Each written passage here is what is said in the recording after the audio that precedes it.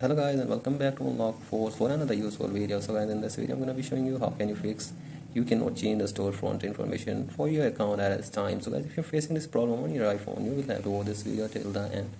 So guys, the very first solution to this problem is that you will have to cancel all your subscriptions on your Apple ID. So guys, open settings, tap on your profile, and from here you will have to tap on subscriptions, and from here you will have to cancel all your subscriptions to fix this problem.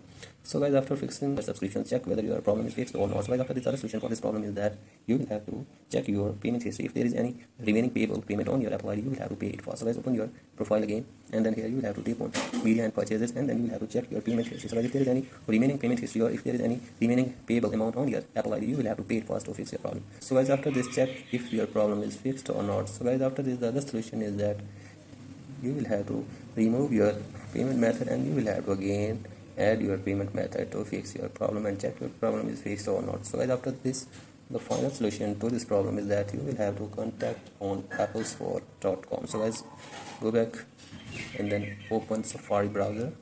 From here you will have to search sport.apple.com.